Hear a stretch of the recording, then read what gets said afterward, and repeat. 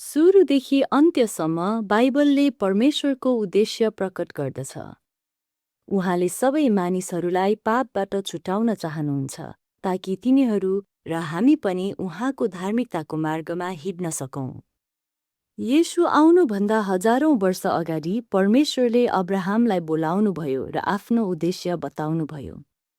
त्यस उद्देश्य अनुसार इजरायलले अरू राष्ट्रहरूका लागि ज्योति बनेर जिउनु पर्ने थियो ताकि ती राष्ट्रहरू साँचो परमेश्वरतिर आउन सकुन्।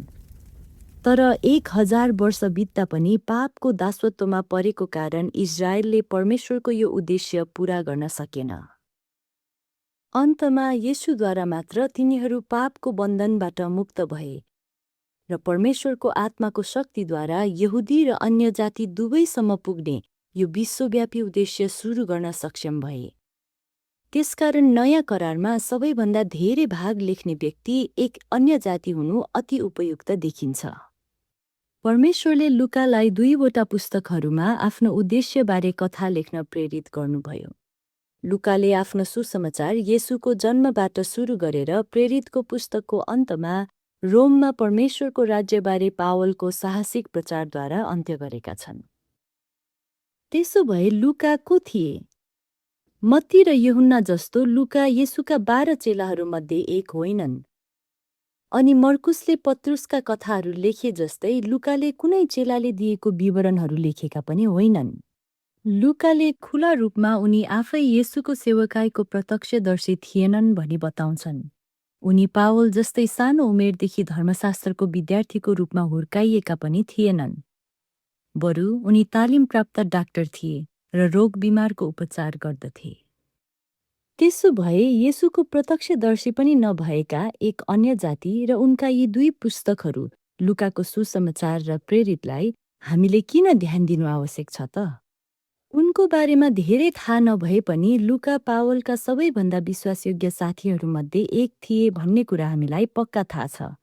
उनी पावलको दोस्रो प्रचार यात्रामा त्रोआसबाट पहिलो पटक सामेल भए अनि असल र खराब दुवै समयमा उनलाई साथ दिँदै आएका थिए। उनले कैयौं पटक यी महान प्रेरित सँगसँगै रहेर सिक्ने मौका पाए।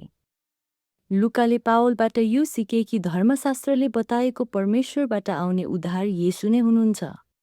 येशयाले भने झैं येशू उहाँ नै हुनुहुन्थ्यो जसले मानिसहरूलाई परमेश्वरको मार्ग देख्न आँखा खोल्नुहुनेछ र तिनीहरूलाई उहाँको राज्यमा डोर्याउनुहुनेछ।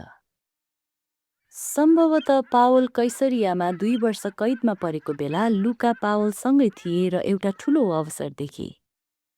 वर्षौंदेखि उनले येशूका कथाहरू सुनेका थिए जुन मण्डलीहरूले बचाएर राखेका थिए र सुनाउने गर्थे।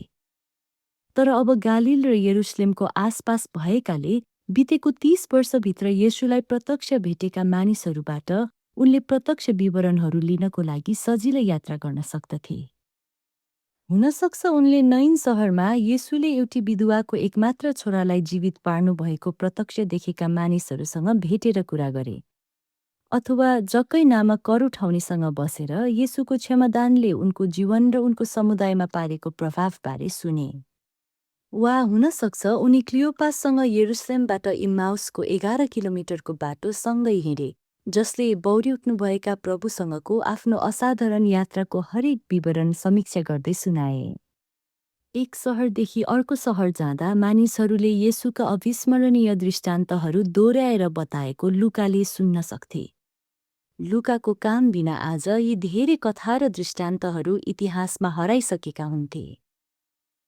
दशकौंदेखि येशूद्वारा पाप क्षमाको लागि पश्चातापको सन्देश यरुशलेमबाट बाहिर रोमी साम्राज्यभरि फैलिसकेको थियो। धेरै धर्महरूले धनी वर्ग र उच्च सामाजिक हैसियत भएका मानिसहरूलाई समर्थन गर्थे, तर येशूको मार्ग फरक थियो। प्रारम्भिक ईसाई समुदायहरूमा सबै पृष्ठभूमिका मानिसहरू थिए। त्यहाँ व्यवस्था पालन गर्ने यहुदीहरूदेखि लिएर विगतमा मूर्ति पूजा गर्ने अन्य जातिहरू पनि थिए।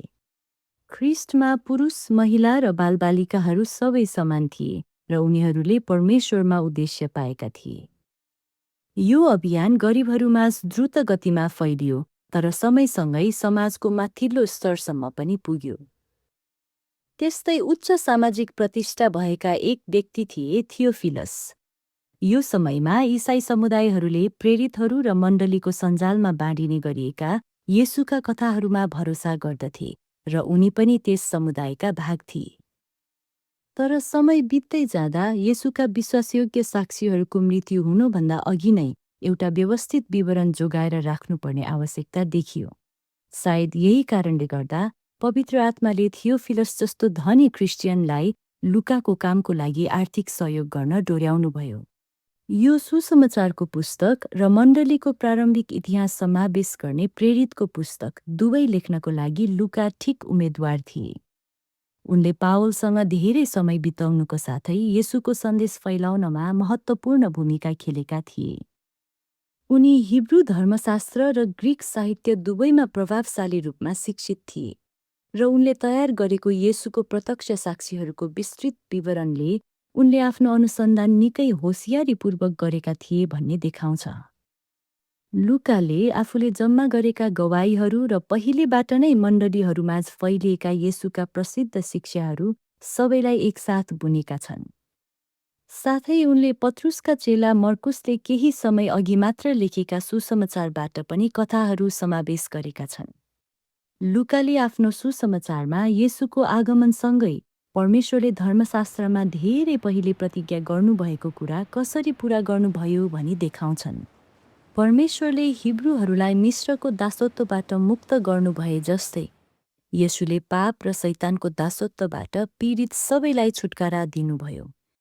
यद्यपि लुकाले होसियारीपूर्वक यो देखाउँछन् कि परमेश्वरप्रति आफ्नो हृदय नरम पार्नेहरूले मात्र येशूका वचनहरू सुनेर स्वीकार गर्न र उहाँलाई राजाको रूपमा चिन्न सक्दछन्। लुकाले येशूका चेलाहरूलाई पृथ्वीमा परमेश्वरको योजना पूरा गर्न पवित्र आत्माद्वारा निर्देशित र सशक्त जीवनको उहाँ सिद्ध नमुना हुनुहुन्छ भनी देखाउँछन्। येशूले गालिलबाट यरुसलेमतर्फको अन्तिम यात्रामा जाँदै गर्नुहुँदा आत्माको निर्देशनलाई ध्यानमा राख्दै निरन्तर प्रार्थनाको लागि समय छुट्याउनुभयो। उहाँले सबैलाई उदारतापूर्वक प्रेम देखाउनुभयो। उहाँलाई स्वीकार गर्नेहरूलाई उहाँले धैर्यपूर्वक सिकाउनुभयो र उहाँको विरोध गर्नेहरूसँग पनि खुसी साथ खानुभयो। जस्तो परिस्थितिमा पनि उहाँले सधैँ गरिब, बिरामी, पापी र समाजद्वारा सीमान्तकृत सबैका लागि समय निकाल्नुभयो। तर पनि परमेश्वरको सत्यताको बारेमा उहाँ साहसी र दृढ रहनुभयो र परमेश्वरको इच्छा र चरित्रको अधीनमा रही जीवन बिताउनुभयो। यो हाम्रो लागि अनुसरणीय नमुना हो। त्यसो भए हामीले लुकाको प्रभावलाई लागू गर्ने हो भने कस्तो देखिन्छ त? यो हामी लुकाको पछिल्लो भाग प्रेरितको पुस्तकमा पत्ता लगाउनेछौँ। यदि तपाईँले यो भिडियो उपयोगी भेट्टाउनु भयो साथै अरू पनि यस्तै भिडियो हेर्न चाहनुहुन्छ भने यस भिडियोलाई लाइक, कमेन्ट र हाम्रो च्यानललाई सब्स्क्राइब गरिदिनुहोला। हेरिदिनु भएकोमा धन्यवाद।